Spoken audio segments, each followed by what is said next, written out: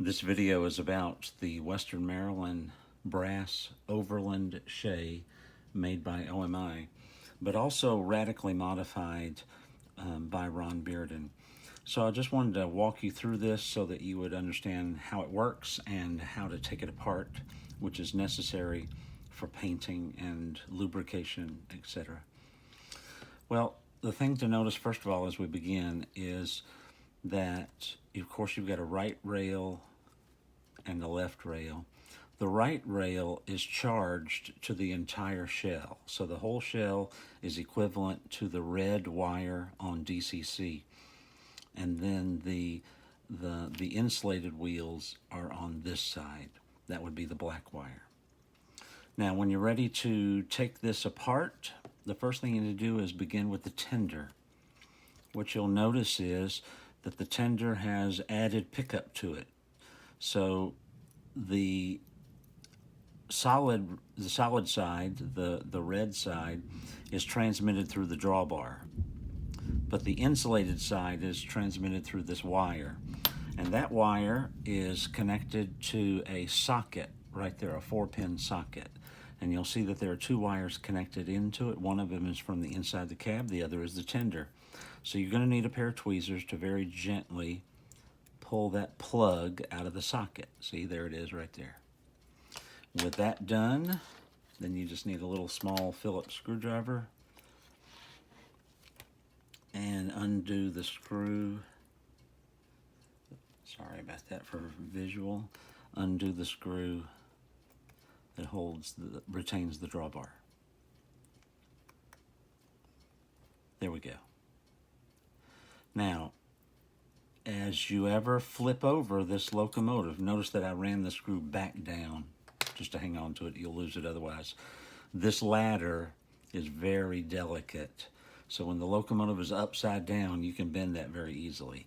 The light does help a little bit, but you can bend this, so be very careful with it. So the other thing I wanted you to notice is that I find I've owned 5 of these brass shays, and I have found that locking this truck down actually works best. So this is a short wheelbase and it pivots very easily on the drawbar, so you don't really need this truck to turn. So there's a screw in there in the center, and I usually make sure that's pretty tight, and you can't over tighten it. I mean, you can still adjust it slightly. But I just usually keep the wheels pretty straight, and then it's locked down. And when it's floppy, it just doesn't do as well. You'll also notice there's some blue painter's tape. All that's doing is holding the weight that is in the center of that. Pull the tape off and you can remove the weight. If you ever add sound, you'll want the speaker to go where that weight is. Okay, we're finished with the tender. Now we have the boiler section, and there are 3 screws that retain this, but the hardest one to get to is this one right here, which is not a stock screw. This was added by Keith Wiseman, I think, is the guy that thought of adding this, and then other people picked up on it as well. So I don't know if Keith Wiseman owned this Shay, and it was one of his that he sold through his company, or if somebody just had the idea. I add these myself, but it's a little hard to get to. I mean, if you've got a small screwdriver, you might barely can get to it. If you need to, you can loosen the center screw that holds this truck. I'd recommend you not pull the whole truck off, but if you have to, you can. So once we get this screw loose, then it's nice to have some very fine tweezers like these, and now I can get in there and pull that little tiny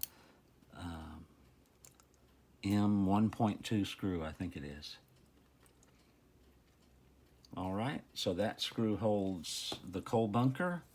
Now there's another screw that is behind this ladder in the cab, so it's very hard to get to because of the truck. So usually you open up the truck, pivot it that way, and you can barely see it. You got to hold the screwdriver sort of at an angle in order to get to it.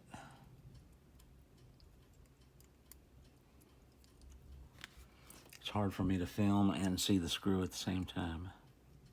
There we go.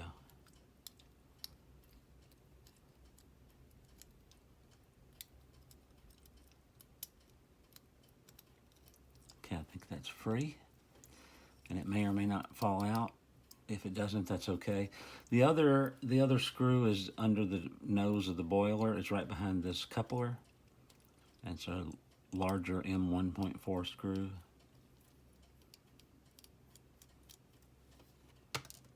And there it dropped out. And then you should be able to lift the boiler right up, and you can see that it's not lifting up, so that screw is still retaining it. Let me see if I can get in there. Now it's loose. Okay. There's my 2 screws, so those are saved, and then the 3rd screw is over here. So we're good. All right, here's my mechanism. By the way, before I leave the shell, the only thing to notice about the shell is that the nose, the smoke box cover, does come off. It was originally soldered, but I like to brust them loose in case you want to get in here. If you ever want to add a LED to the headlight, you've got to get in there. So it just goes right back in place. It's a snug fit. And then when this is all screwed together, the front pilot presses on that, so it's not going to go anywhere. So there's no problem with it being loose. Okay, here's the mechanism. I made the mechanism modular. I redesigned the drivetrain, added a new motor, made a couple of changes. So should you ever have to remove the trucks, you'll notice that there's now a plug and socket on the insulated side. So it's right there. You just get a couple of pair of tweezers and pull that apart. And then you can remove the central screw. It's just a flat blade screw. You have to get at it at an angle, like I said. So it's a shoulder screw, so you can go down and then it's tight, and it's tight to the frame, and it shouldn't come loose from the truck pivoting.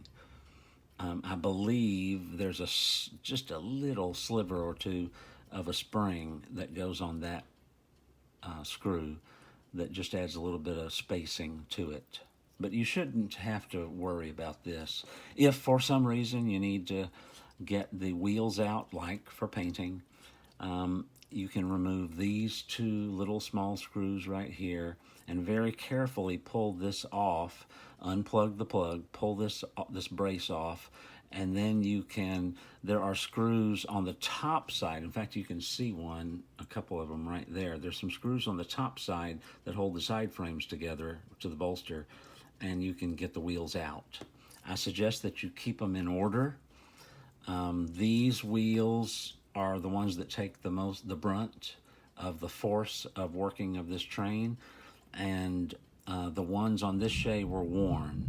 So what I did was I swapped the wheels for the tender, which were practically brand new. They don't hardly take any wear and tear. And I put the tender wheels here and these wheels on the tender. So you want to keep track of these wheels and which truck they go to, in my opinion. All right, a couple of little things. You want to be cautious about grabbing this right there and breaking this piece, this frame, this bracket that holds the engines. These are the 3 engines, otherwise known as cylinders. If you break this bracket loose, that's bad. I mean, you've got to disassemble this whole locomotive in order to repair that. That is a big repair. It is soldered to an L angle, and it's just a challenge. The other thing you want to try to avoid is pressing on the motor. Don't press on the motor because there's no support under it. It's just supported in the front edge, right?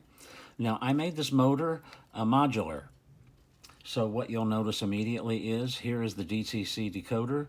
I color-coded it so it only goes one way. If you plug this in backwards, you're liable to blow the decoder. So I tried to make it where it's easy, orange on orange, yellow on yellow. And these are color coded. So white goes forward to these if you ever want to have a headlight in it. If you ever, for some reason, want to add a tail light to the tender, there's the yellow wire right there. You would just solder to this little spot right here. You can install a plug for the front headlight here. There's the blue wire. The blue positive wire is right there, and then the white is this side. And so that runs on a circuit board from back here.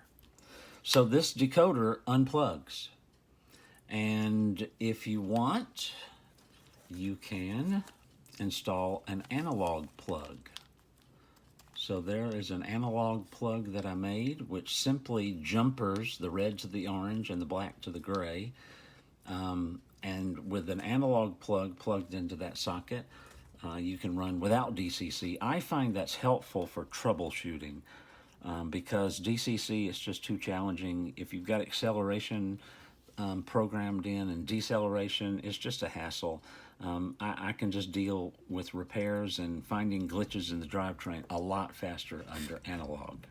Okay, let's suppose that you need to get into this. What do you need to do? Well, there is one plug.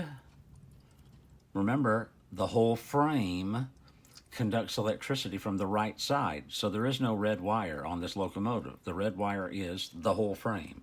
But the gray wire, ultimately,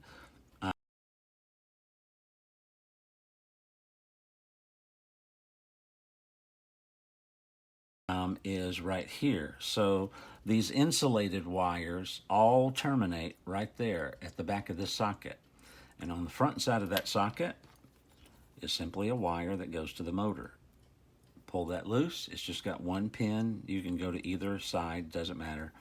And then there are a couple of screws that hold the motor module to the frame. There's one back here. You'll want to get that. So let me get that. Sorry if my hand's in the way for a second. I'm going to crack them all loose. And then there's two here. These are metric 1.4 millimeter screws. Oh, that is a flat blade. We need a Phillips. And don't grasp the locomotive by the ladders, obviously. I should have said that earlier. Okay, I'm going to try to do this left-handed so I don't block your view. We're going to remove all these screws.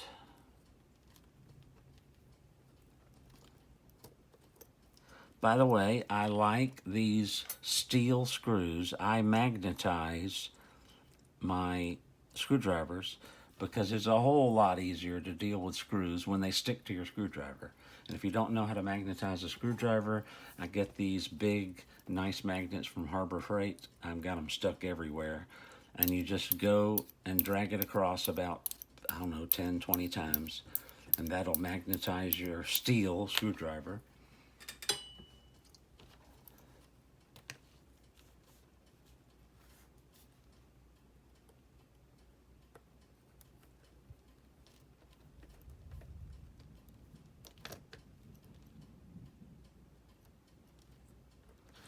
Okay, one more.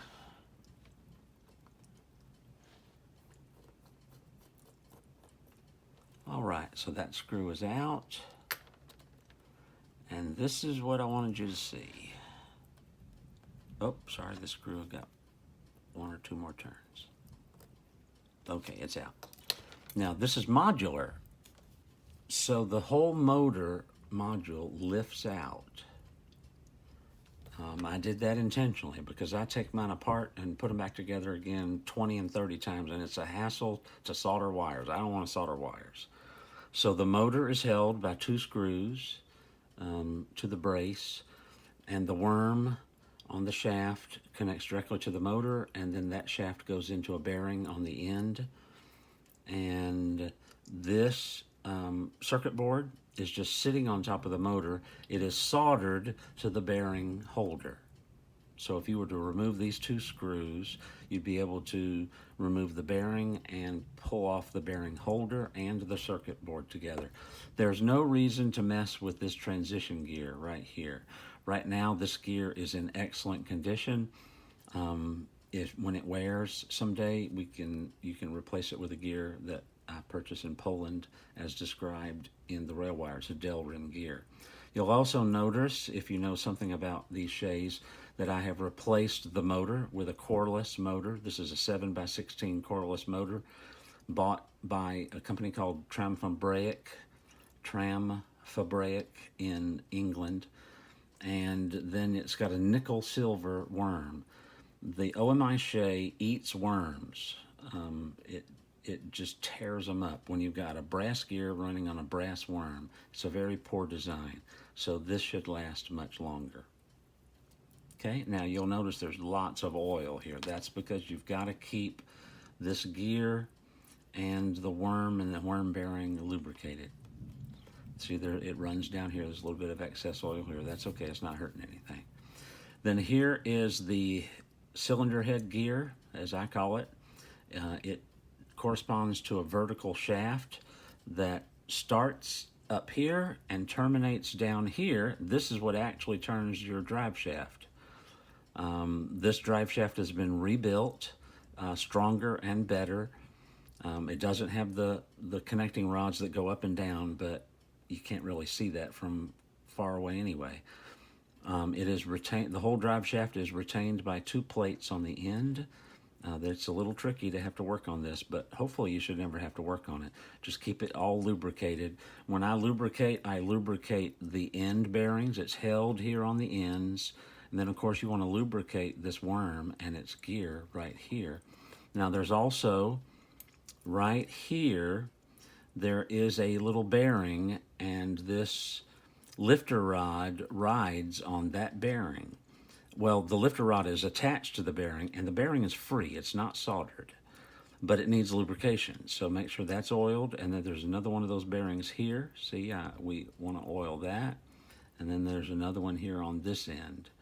So I also oil right here at the pyramid gears, here at these trucks, and so that makes sure that the crown gear and this shaft is well oiled.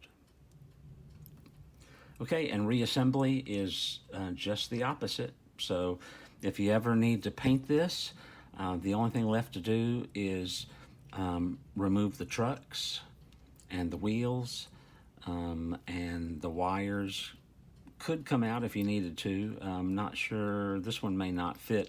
This is open right here. If you just had to squeeze a wire through here, you could spread that open. In fact, when I added sound to my Shay, the sound decoder went in there.